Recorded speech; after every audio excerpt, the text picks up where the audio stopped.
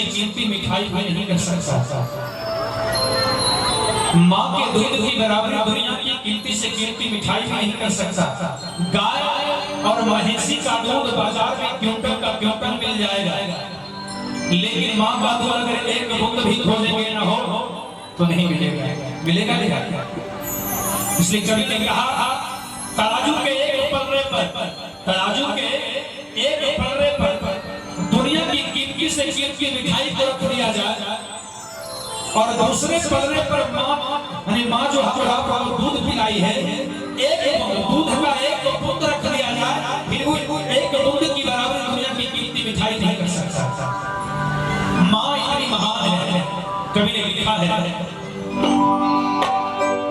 माई के दूधवा से बढ़ी के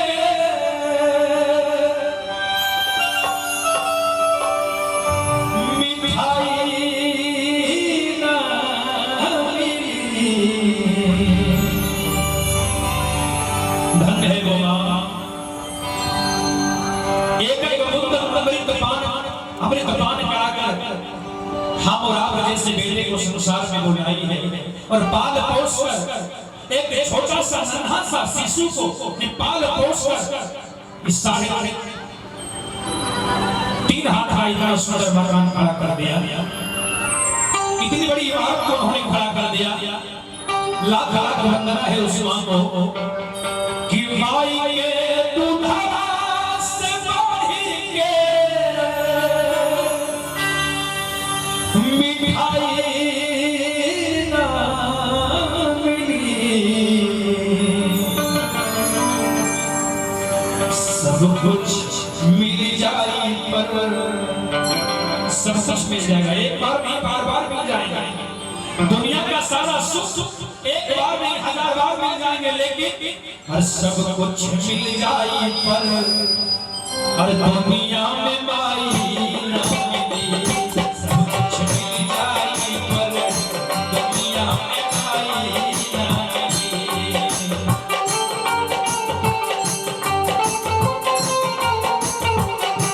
सब कुछ मिल जाए पर दुनिया में माई ना मिली।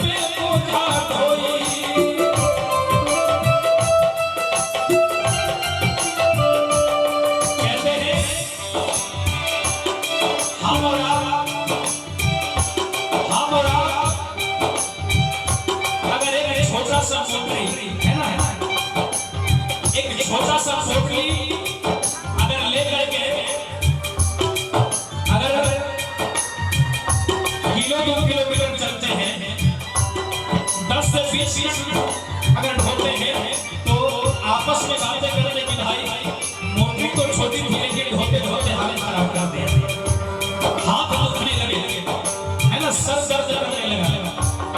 लेकिन माँ अपने संतान की बोझ को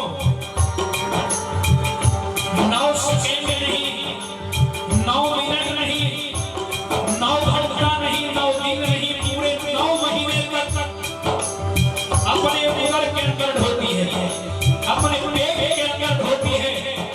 आप अनुभव कर सकते हैं, महसूस कर सकते हैं कि उस दरमियान माँ कितनी पीड़ा को सहन करती है, कितनी कष्ट को झेलती है। धन्य है वो माँ, अपनी दूध को पानी के समान बहा देती है। हम और आप जैसे बेटे को संसार में लाने के लिए, जो माँ हम और आप जैसे बेटे को संसार में लाने के लिए अपने खून को पानी के समान बहा देती है, अगर वह बेटा नादान होकर माँ को भूल जाए, माँ को भोजन नहीं दे, माँ को सुंदर वस्त्र नहीं दे, माँ की सेवा नहीं करे, तो विचार कीजिए उस बेटे से भी बड़ा कोई गद्दार संसार में हो सकता है। कवि ने लिखा लाख लाख